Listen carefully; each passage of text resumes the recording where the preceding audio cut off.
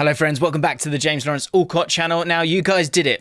You achieved it. Congratulations. You hit 5,000 likes on the video about Man United and the casualties that will come when Erik Ten Hag gets the job. That video is still available. We're talking about the players that will survive and Erik Ten Hag can get a tune out of, and the players that just need to go. And I said if we got 5,000 likes, then we would do a video talking about the possible replacements. So that's what this is. Who are the players that Erik Ten Hag and Manchester United's recruitment team, more importantly Erik Ten Hag, who looks like is going to have a bit more power when it comes to these kind of things, is certainly going to have a stronger veto than other people in the past, which I think is a good idea, because the recruitment team has been able to get deals done, but just not the right deals and not the right profiles. And so here are the 5 areas that I think I want to focus on when it comes to addressing the problems at Manchester United. Right back, centre midfield again, and the striker position. Now that 6th position I think would be a wide forward or wide attacking midfielder, whatever you want to call it, and it looks like Antony is an option, a player of course at Ajax at the moment with Erik Ten Hag, £50 million apparently being mooted for the Brazilian, and we actually did a deep dive with Scouted Football on Antony, so if you want to check out that video as well after this one, then there's loads of content on the JLA channel to enjoy, so why not hit the subscribe button whilst you're watching this one, and the like button as well, trying to get to 200k as quickly as possible, so make sure you hit that button for me. Right, let's dive into this. Right back position, we're going to start off there. Aaron Wan-Bissaka is not the answer. Delo, I'm not sure. They have been playing him, of course, but they don't seem to be utilising him, and that's the big problem when it comes to that right back position. I don't think there's that trust there for a player who, under Erik Ten Hag, will need to be excellent in the final third, that needs to be technical, an ability to dribble with the ball, get to the byline, get involved in the attacking third. That's what these best teams do. Those fullbacks are so important now, and that's going to cost a premium because it's a very popular skill set for the top teams. Aaron Wan-Bissaka isn't that guy. Delo, I'm not sure he's that guy. It might be one player that Erik Ten Hag looks to try and improve, but I wouldn't be surprised if they went and got themselves a right back. And there are a few options out there. Sergino Dest, the first option. Barcelona obviously started and made his way through the Ajax system before moving to Barcelona in 2020. The problem for him at Barcelona is that in Xavi's side, he doesn't really have a role at the moment. They don't really have a spot for him tactically in the way that they want to play. You've seen Dani Alves, of course, come back and start playing games ahead of him. So he could be available in the summer. Barcelona, of course, are always a team that are looking to bring money in as well with their financial situation at the moment. A player with great energy who, as I said, understands how Erik Ten Hag and the Dutch way of playing football is a great asset for him, of course. But with a 5-year contract initially signed in 2020, it's going to cost a decent amount to get him. The buyout release clause was 400 million euros, which I'm not sure is something that Man United want to stump up. And also, he's had a lot of problems with injuries this season, which might put off some suitors. But there's obviously a connection there, so he could be an option. Tariq Lamptey is another great option, you know, a great English player to come through as well. That would mean that it costs that little bit extra, of course, but he has that ability to play high and wide, incredible dribbling ability, pace, a low centre of gravity, which would all be great in terms of that attacking assets that you want to see. My only concern with someone like Tariq Lamptey might be the fact that physically, is he a little bit one-dimensional? Is he a bit one-dimensional in his play? Would that hurt him if he was to play in a back four for Manchester United? But in terms of the offensive side of the game, he would be a wonderful option. Another cheeky option for Erik Ten Hag and Manchester United might be someone like Mezraoui at Ajax. His contract is up. It looks like he's going to be going to Barcelona, and by the time this video goes out, maybe he has gone to Barcelona because he is out of contract in the summer. But again, someone who knows how to play, has that, essentially plays as a winger a lot of the time for Ajax. He could be a good option. But the guy I'd like to see is Joachim Mähler. Joachim Mähler at Atalanta is a really good right back and left back. He's actually playing in left back a lot of the time for Atalanta, but that's because they've got to get Hateboer into the side. He would be fantastic on that right side. You've seen it for his performances with Denmark, athleticism, a great engine, so would be able to deal with the Premier League and how octane it is at times. And at 24, you've got a player who's got proven ability, but also an element of potential as a 24-year-old. That's the kind of age range that Sir Alex Ferguson used to do a lot of the time. He'd go and buy the best player in the division who was 23, 24, and just make sure you get 8 good years out of him. And the fact that he has that element of versatility could be a real asset for Man United. Do you know who's always in my squad when I'm building on the internet and need a great VPN? Surfshark and Sharky, because the guys are back. Surfshark, sponsoring the video. Absolute legends. If you haven't heard of Surfshark, Surfshark is a VPN that keeps your online data safe by encrypting all of the data between your device and the internet, keeping those pesky cannibals at bay. No, not you, Sharky. Cyber criminals.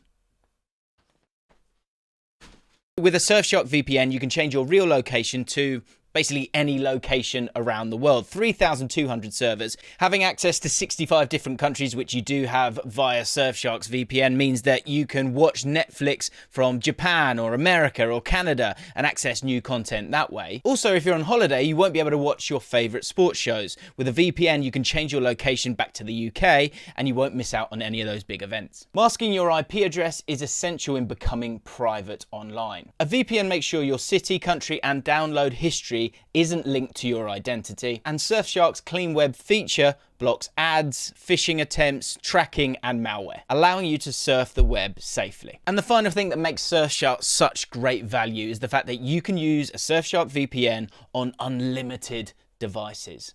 It's amazing. So I encourage you to take a look at the link in the description. That goes to Surfshark's VPN website, and importantly, get yourself a great offer, 83% off plus 3 months extra for free if you use my link in the description and use the code Allcott. What's that, Sharky?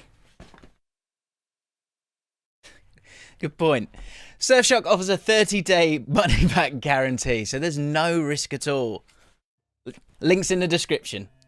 Centre-back position, when it comes to Erik Ten Hag, it's quite obvious stuff really, but it's funny, isn't it? People just don't kind of see that what's needed if you want to be one of the best teams in the world is you need to have two centre-backs who have incredible athleticism, are great on the ball, can progress the ball, can play in a back two a lot of the times. A lot of the best teams do play with a back two. If you look at Man City and Liverpool, of course, they both do that. And that's what Erik Ten Hag is going to want to do. He would ideally want to play with a back four and having two players that are often kind of left alone at the back, a bit like Liverpool, to deal with whatever comes their way. So any of the options, and these three options are all players that can deal with that. Edmund Tapsoba, a 23-year-old 6'4" athletic ball-playing defender for Bayer Leverkusen, ranks really well, roughly well, in the top 20% when it comes to ball progression stats, and he's played in a back three. He's also played in a back four.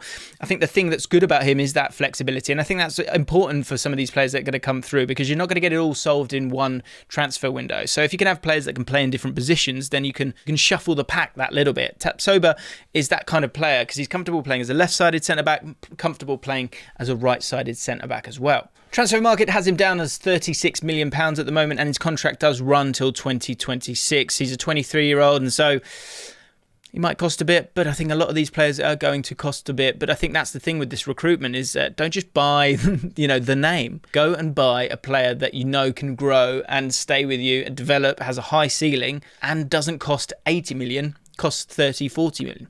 Alessandro Bastoni, real fan of his. Really like the fact how he's very, very pressure proof, really kind of fluid in how he plays as well, has that attacking intent to himself as well. And he's, as a 23-year-old, he's got a lot of experience at a very high level with Inter Milan. The one thing, and look, the guy's won a Scudetto. He's already played 117 games in Serie A as well. He would bring a calmness to Manchester United on the ball. And I think if anyone saw that Liverpool game, you would have seen that calmness that Inter showed a lot of the time, especially with their back three, with Liverpool pressing at them. The only question mark here is when we're talking about profiles, it's how important is it that those 117 games, the bulk of them have been played within a back three. I think that is a question mark on him, but at the same time, I just think he's a really, really exciting talent that if you get through, I think you'd be able to kind of make it work. Not a risk in signing a quality player with high potential, but possibly a risk in terms of the amount of time it might take for him to adapt to dealing with that pressure as being in a back two in terms of those two centre-backs. I think it's worth doing in each position. I think I'm going to chuck in an Ajax player because I think there are a lot of Ajax players that would be of use because Erik Ten Hag has obviously built that in his own image. Not literally, I mean in terms of his footballing philosophy. But Jurrien Timber would be another really, really good option. I think there's some concerns about his height, but I think he's got the quality to deal with it in the Premier League. An incredible leap, great on the ball as well. That athleticism that we're talking about. So he would be a good option if you want to go down that Ajax route. But one player that many people won't be talking about, but I think would be a really good option option. His contract's up in 2023. It's Manuel Akanji. Now, Euro 2020 would have seen him playing brilliantly for Switzerland. He's got 40 caps pretty much now for them. And at 26, he's that little bit older, but you know what you're getting with him. And actually, for a Man United side that obviously wants to have that possession-based approach with Erik Ten Hag, will want to be able to press as well, but it's one where we've seen that this Man United side has struggled to press. And so with only so many players that you can bring through, someone like Akanji, if you think about his runs from deep, bringing the ball out in tight areas, you know, somebody can play as a defensive midfielder as well as a centre-back. He's got those qualities, those deep carries, progressive passes and composure in tight areas. Man United at times aren't, you know, the full ticket just yet, and I have to defend deep at times. You've still got a player that can affect the game from centre-back because of the composure that he's got. So even at 26, I think you might be able to get him that little bit cheaper. He's someone whose market value in the transfer market is 27 million, but with that contract coming to an end, maybe now's the time for Borussia Dortmund to cash in. Centre midfield, so much discussion about centre midfield and the problems that have occurred there. Haven't had a 6 really. Have you truly got an 8? Maybe. But Fred and McTominay, I think you understand with those two that both might have a part to play, no doubt with that. But are they players that you can go and win a title with? I'm still not totally sure, really. I don't think they've got the quality on the ball at times. I think one of both got a bit more to offer, but time will tell with that. That's another video. Let's move forward, because the 6th position and the 8th position are two areas where I think they can improve pretty quickly. So we need a disciplined 6 and we need a box-to-box 8, okay? So let's start off with the 6, Aurelien Tchouameni. Really exciting player, such a good option for this role. It makes perfect sense to bring in someone like Tchouameni because he's got that physicality, 6'2", 22-year-old as well, so he's got real potential and time on his side. That's what needs to happen because the age of this Man United squad is far too high and needs to drop pretty rapidly, to be honest. He produces excellent numbers when it comes to tackles and interceptions. Also really strong on the ball in all aspects of the game. He reminds me of a sort of Fabinho type player, but he's actually probably a little bit faster off the mark as well. I'm not saying he's better, but he's a very, very good player in terms of that physical aspect of it. Maybe that touch quicker than Fabinho. Breathe. I'm not saying he's better. Tchouameni in midfield would give United the platform they need. If you can't get Tchouameni, there's loads of other options actually in the midfield area, so it's a good summer for Man United from that perspective. Calvin Phillips is another player that has been spoken about when it comes to playing for Manchester United. Would cost a lot. I think he would cost a lot for them, but he is a fantastic footballer. I think Tchouameni's a little bit more well-rounded for the role. Similar output defensively, but I think Tchouameni's just got a better all-round skill set. That said, Calvin Phillips is gorgeous. He's such a good footballer, and he's got the discipline to play as a 6, but you've seen it with England that he can get that little bit further forward as well and play an 8, and also playing a double pivot. So you've got the option of both with someone like Calvin Phillips. And obviously with someone like him, you've got someone who knows the physicality of the league, would step into that straight away and hit the ground running at Manchester United. The number 8 role, also really important. And again, I wouldn't mind going for a player who can play both. And that might cost you that little bit more, but it might be worth it because you're saving yourself buying 2 players and having 2 quality ones instead. Declan Rice could well be that option. I think he's one of the best midfielders in the league, quite easily, to be honest. And I think it's rude if you call him a 6 or an 8. The guy can play both and actually often plays both within the same game, which would give Man United a hell of a lot of assets here if they were able to bring him in. Over the last 12 to 18 months, his ability to carry the ball through the pitch and through the thirds and in transition, it's really, really dialed up. You know, when I watch him play, he just looks a bit bigger than everyone else, you know, and I can't keep my eyes off him. I think he's an absolutely fantastic footballer. And I think the question is, what do you want to spend your budget on? Where do you need to bring in a quality player the most? And is Declan Rice that guy? Because yes, he's going to cost a lot. David Moyes wants him to cost 100 million. I don't think he would cost that much, but he would cost a premium. But that said, I wonder if someone like Declan Rice, as good as he is, it's worth getting that done. You've got someone who actually can play in a 6 and an 8, could actually play as a centre-back for you as well. So I would go and get Declan Rice. But if you don't want to use all your budget on Declan Rice, another option would be Gravenberch at Ajax. I mean, again, somebody might cost a little bit, but another player that I absolutely love watching, just able to be that box-to-box player that you need as an 8. So he's that Ajax option. You know, in the 6 option, of course, you've got Edson Alvarez if you want to raid Ajax once again. One for the hipsters here, Seko Fofana is an option from Lens, currently costing supposedly 18 million on transfer market. Again, we don't know what that really would be if it came to actual fruition. He's got 2 years on his contract, so it might be one where Lens want to sell him on now and make as much as they can, and he's a player who can actually play that little bit further forward, so play as an 8 drive with the ball, is gifted athletically, but also reads the play really well and gets into little spots and areas brilliantly. Can play as an 8, can play as a 10 for the team as well, which gives them different options. A more of an attacking option as an 8 as opposed to someone like Declan Rice. Striker position. Now, there's a few options here, because if you think about Erik Ten Hag's great Ajax side, you look at Dusan Tadic and the role that he played, and he played a sort of false 9 in that Champions League run, but he also just has that physicality to sort of hold off defenders and hold the ball up at times. So he was able to kind of utilise that. That's not something you always see as someone who's possibly playing it as a false 9. You sometimes see players who don't really have that physical ability. In the last year, it was Sebastian Haller who's done brilliantly as providing that backboard to those 3 attacking players just in front of him, but also at the same time, a big part of his contribution has been the amount of goals that he's been able to score. So with that kind of role in mind, there needs to be a new striker come through the door at Manchester United. Of course, Cavani looks like he's going. Don't know what the situation is with Ronaldo right now. I mean, I would like to see Ronaldo moulded into that position. I really think he has the capabilities of doing that, especially with the amount of crosses that Haller's been able to enjoy for Ajax. You could do a similar thing, and I think Ronaldo could do really well in that role. I said that quite a while ago, and yeah, it was one of those ones where people kind of were like, a leopard can't change his spots, but I'm not sure. If it means longevity and goals, I think Ronaldo will do anything because he loves it. But in terms of other options to provide that Haller role, we've got a few. Dominic Calvert-Lewin.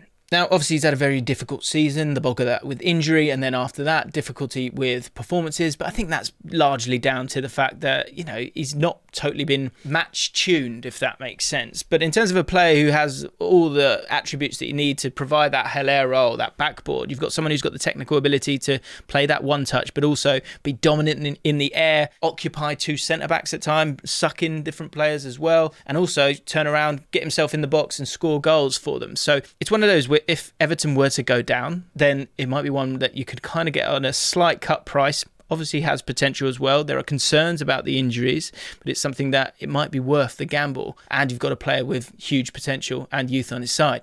Andre Silva. Now, there's problems here when it comes to his contract, signed till 2026 at RB Leipzig.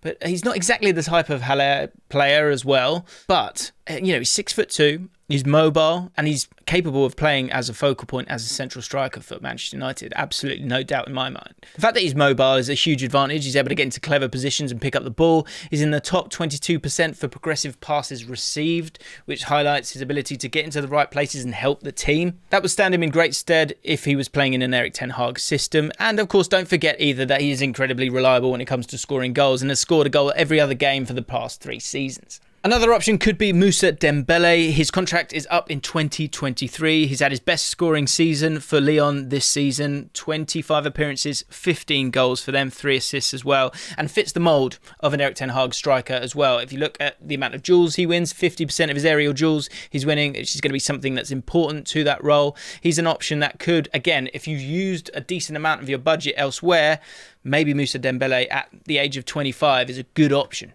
He's technically switched on, a good finisher as well. He's in the top 13% in terms of non-penalty XG goals in the top 5 leagues. He's an option that might be that little bit cheaper, but someone who can deal with the pressure that comes with being a Manchester United striker. So answer me these questions. Very simple. We've given you options for all of those positions.